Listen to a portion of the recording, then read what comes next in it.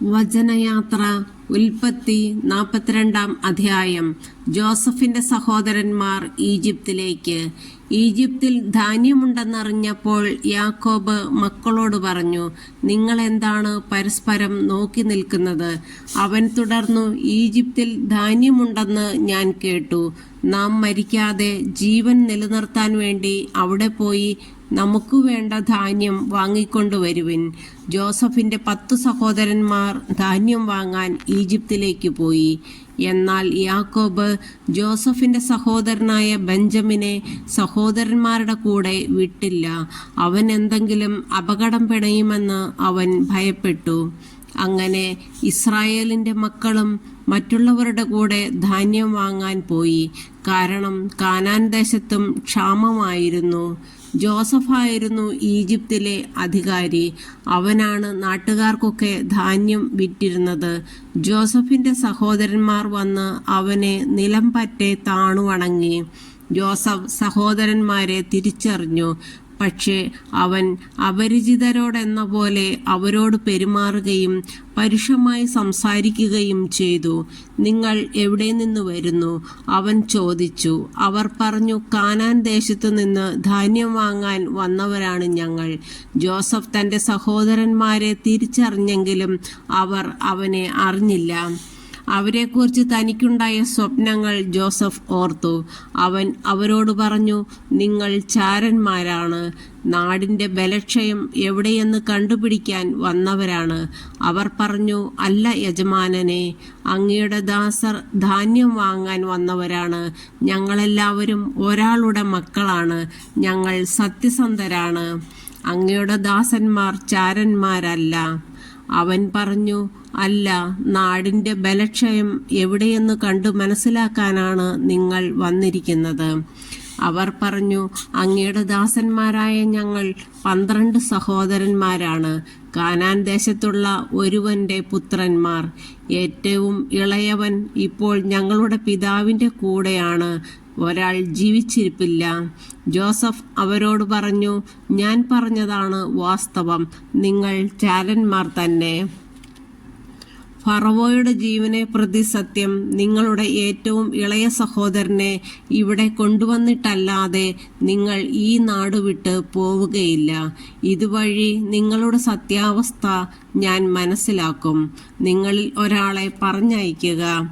അവൻ ചെന്ന് നിങ്ങളുടെ സഹോദരനെ കൂട്ടിക്കൊണ്ടുവരട്ടെ. അതുവരെ നിങ്ങളെ ഞാൻ തടവിലിടും. അങ്ങനെ നിങ്ങളുടെ വാക്കുകൾ ശരിയാണെന്നും നിങ്ങൾ സത്യസന്ധരാണെന്നും തെളിയിക്കപ്പെടണം. അല്ലെങ്കിൽ ഫറവോയുടെ ജീവനാണ് സത്യം, നിങ്ങൾ ചാരന്മാരാണ്. അവൻ അവരെയെല്ലാം 3 ദിവസം തടവിൽ പാർപ്പിച്ചു. 3-ാം ദിവസം ജോസഫ് അവരോട് പറഞ്ഞു, ഞാൻ പറയുന്നത് പോലെ ചെയ്യുക, എങ്കിൽ നിങ്ങൾ ജീവിക്കും. കാരണം ദൈവഭയമുള്ളവനാണ് ഞാൻ. സത്യസന്ധരെങ്കിൽ സഹോദരന്മാരായ നിങ്ങളിൽ ഒരുവൻ ഇവിടെ തടവിൽ കിടക്കട്ടെ. മറ്റുള്ളവർ നിങ്ങളുടെ വീട്ടിലെ പട്ടിണി അകറ്റാൻ ധാന്യവും കൊണ്ടുപോകട്ടെ. നിങ്ങളുടെ ഇളയ സഹോദരനെ എൻ്റെ അടുക്കൽ കൊണ്ടുവരിക.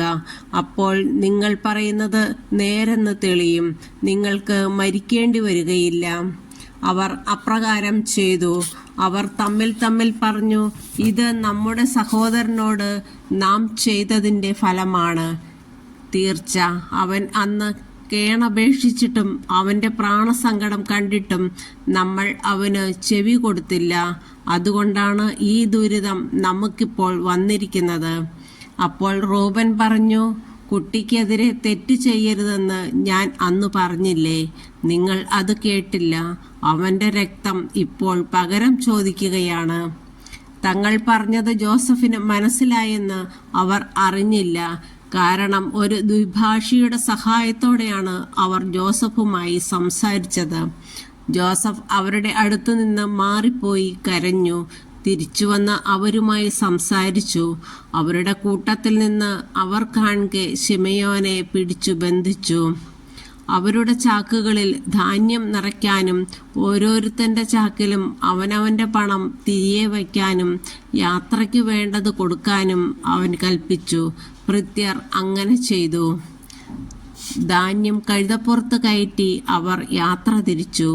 വഴിയമ്പലത്തിൽ വച്ച് കഴുതയ്ക്ക് തീറ്റ കൊടുക്കാൻ അവരിൽ ഒരാൾ ചാക്കു തുറന്നപ്പോൾ താൻ കൊടുത്ത പണം ചാക്കിന്റെ മുകൾ ഭാഗത്ത് ഇരിക്കുന്നത് കണ്ടു. അവൻ സഹോദരന്മാരോട് പറഞ്ഞു, "എൻ്റെ പണം ചാക്കിൽ തിരികെ വച്ചിരിക്കുന്നു." ഇത് കേട്ടപ്പോൾ അവരുടെ ഹൃദയം സ്തംഭിച്ചുപോയി. പേടിച്ചു വിറച്ച് മുഖത്തോട് മുഖം നോക്കിക്കൊണ്ട് അവർ പറഞ്ഞു, "എന്താണ് ദൈവം നമ്മോട് ഈ ചെയ്തിരിക്കുന്നത്?" കാനാൻ ദേശത്ത് തങ്ങളുടെ പിതാവായ യാക്കോബിന്റെ അടുത്ത് തിരിച്ചെത്തിയപ്പോൾ നടന്നതെല്ലാം അവർ അവനോട് പറഞ്ഞു. നാടിന്റെ അധിപൻ ഞങ്ങളോട് വളരെ പരുഷമായി സംസാരിച്ചു. നാട്ടിൽ ചാരവൃത്തിക്കെത്തിയവരായി അവൻ ഞങ്ങളെ കണക്കാക്കി. ഞങ്ങൾ അവനോട് പറഞ്ഞു, "ഞങ്ങൾ സത്യസന്ധരാണ്, ചാരന്മാരല്ല. ഒരേ പിതാവിന്റെ പുത്രന്മാരായ 12 സഹോദരന്മാരാണ് ഞങ്ങൾ. ഒരുവൻ ജീവിച്ചിരിപ്പില്ല. ഇളയവൻ കാനാൻ ദേശത്ത് പിതാവിന്റെ കൂടെ ഉണ്ട്." അപ്പോൾ നാടിന്റെ അധിപനായ ആ മനുഷ്യൻ പറഞ്ഞു, "നിങ്ങൾ സത്യസന്ധരാണോ എന്ന് എനിക്ക് അറിയാൻ വേണ്ടി നിങ്ങളിൽ ഒരാളെ എൻ്റെ അടുത്ത് നിർത്തുവിൻ. മറ്റുള്ളവർ വീട്ടിലെ ക്ഷാമമകറ്റാൻ ധാന്യവും വാങ്ങിക്കൊണ്ട് പോകുവിൻ. നിങ്ങളുടെ ഇളയ സഹോദരനെ എൻ്റെ അടുക്കൽ കൊണ്ടുവരിക. അപ്പോൾ നിങ്ങൾ ചാരന്മാരല്ല, സത്യസന്ധരാണ് എന്ന് എനിക്ക് ബോധ്യമാകും. അപ്പോൾ നിങ്ങളുടെ സഹോദരനെ ഞാൻ വിട്ടുതരാം. നിങ്ങൾക്ക് ഈ നാട്ടിൽ കച്ചവടം നടത്തുകയുമാവാം." അവർ ചാക്കഴിച്ച് ധാന്യം കുടഞ്ഞപ്പോൾ ഓരോരുത്തൻ്റെയും പണക്കിഴി അവനവൻ്റെ ചാക്കിലുണ്ടായിരുന്നു. അവരും അവരുടെ പിതാവും ഇത് കണ്ട് ഭയപ്പെട്ടു. യാക്കോബ് വിലപിച്ചു, "എൻ്റെ മക്കളെ നിങ്ങൾ എനിക്ക് നഷ്ടപ്പെടുത്തി. ജോസഫ് നഷ്ടപ്പെട്ടു, ശിമയോനും പോയി. ഇനി നിങ്ങൾ ബെഞ്ചമിനെയും കൊണ്ടുപോകും. എല്ലാം എനിക്ക് പ്രതികൂലമായിരിക്കുന്നു." റൂബൻ പിതാവിനോട് പറഞ്ഞു, "ഞാൻ അവനെ തിരികെ കൊണ്ടുവന്നില്ലെങ്കിൽ എൻ്റെ മക്കളെ 2 പേരെയും കൊന്നുകൊള്ളുക. അവനെ എൻ്റെ കയ്യിൽ ഏൽപ്പിക്കുക.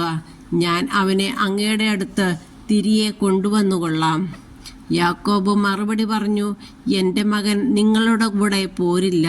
അവൻ്റെ സഹോദരൻ മരിച്ചുപോയി. ഇനി അവൻ മാത്രമേയുള്ളൂ.